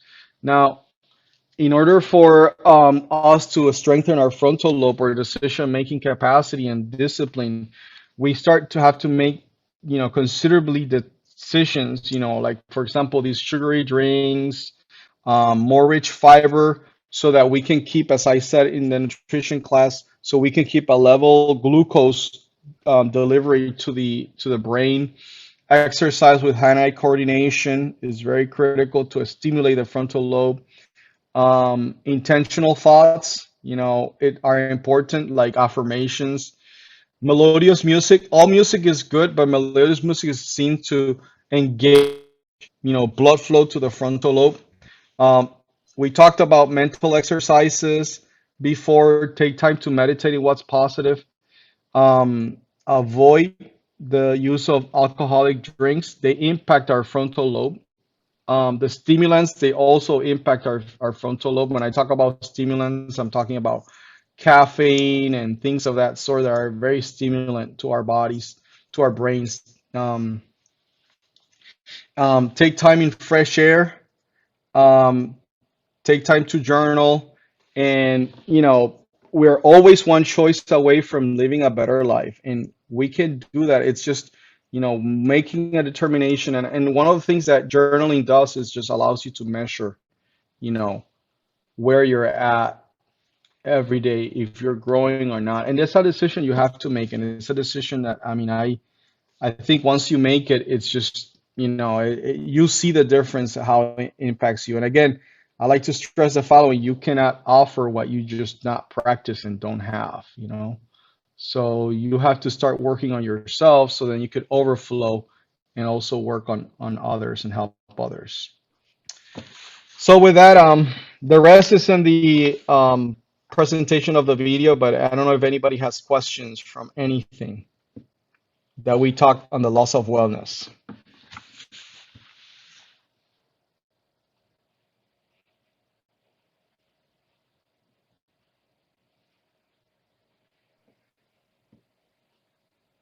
Yeah, hi Raymond. Can I ask a Hello. question? Sure. Yeah. This is regarding nutrition. Yes. Yeah. So in the nutrition class, we learned that we should eat a lot of alkaline food, more of Yes. fruits and vegetables. So I would like to know that are there any food combinations that we should avoid? And are there any types of foods which should not be consumed at some particular time of the day? That's a great question. So basically, as far as combinations of food, there are some foods that ferment in the stomach.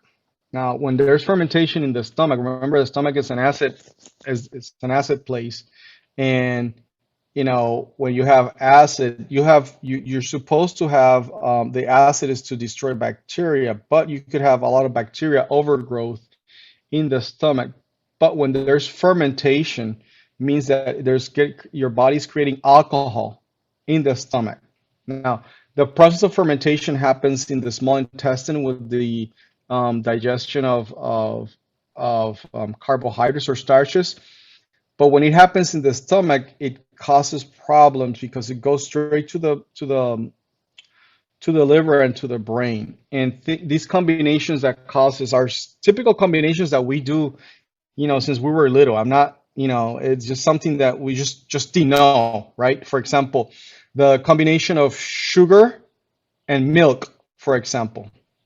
Milk will ferment very quickly in the stomach with the combination of sugar and milk, which is something that we do very quick. Use here in the United States, we use, our coffee and we put our sugar and then we put our milk in it, or we have all these ice creams and things like that. So that causes a lot of fermentation. So we should probably have a different alternative if we can. Other things that combinations, it's the rate of digestion is determined by the type of fiber the food has. For example, vegetables, they have insoluble fiber. That means fiber that does not dissolve in water, cellulose and those things. Then you have fruits, for example, they have insoluble fiber. Now, when you have a raw vegetable and you combine it with a raw fruit, the rate of digestion is different. So what happens is that if you eat them together, a raw fruit and a raw vegetable, they will probably tend to ferment in the stomach also, creating alcohol in it. So once your body creates alcohol, it will get stored into fat. Okay. So these are things that I would say are wise to start looking at it. Your body will tell you, but you could probably start seeing that these combinations are typically going to ferment in your stomach.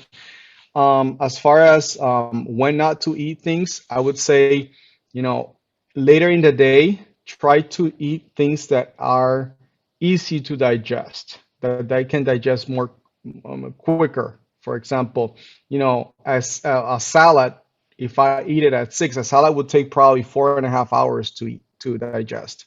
So if I go and take a salad, at 6 at night, it's going to take me 4.5 hours to kind of digest that. So I mentioned that, your body starts the process of cleansing and detoxing at 9, around 8:30 at 9 at night, if it's not dealing with digestion, because digestion is a priority over cleansing and healing.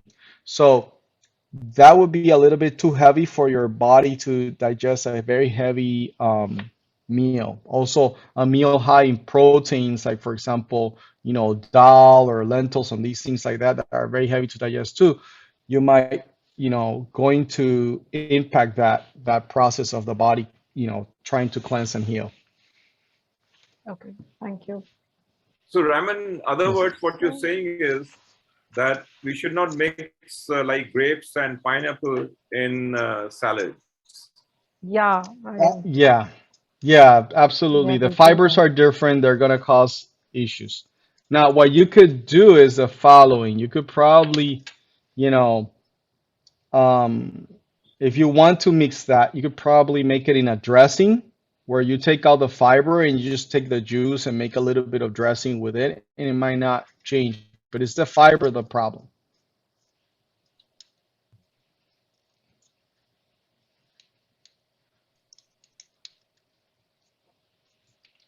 Any other questions?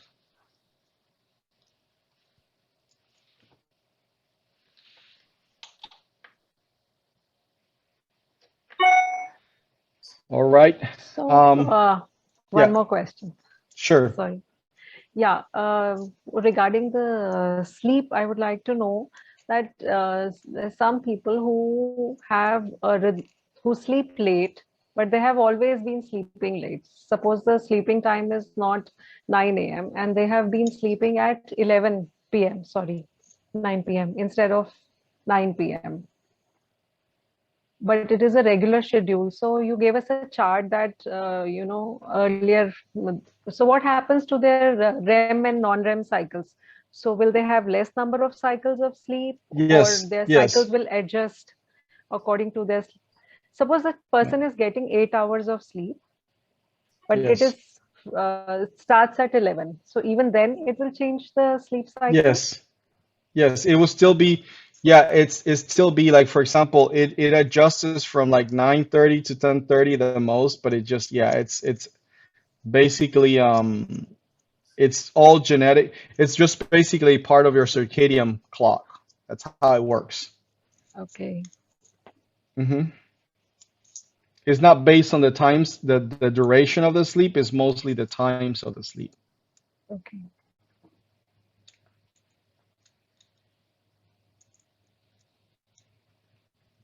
Well, so next week, Saturday, we would be having a session on the rituals.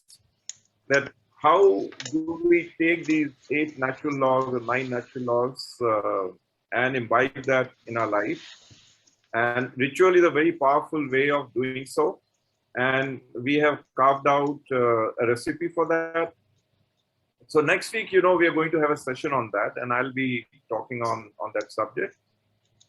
But Raman, thanks very much, for creating the base for imbibing these practices first in our lives, and then maybe we can, when we experience it ourselves, when the cup is full, and we can take it to our clients then.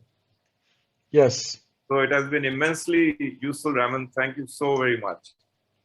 Thank you, guys. Thank you all. It's been a pleasure.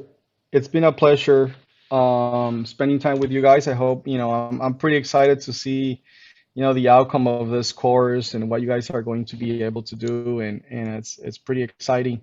And thank you for testing it out. Also, I sent the link of this breath thing on the chat group. If you guys try it, let me know what happens. I'm actually very curious. I'm testing it right now myself, so I just I like to have more data points, and see what happens. So it will be a research for us. Sure. Take care, guys. Have a wonderful weekend. Thank you. Thank you. Okay. Bye. Okay, bye-bye. Bye.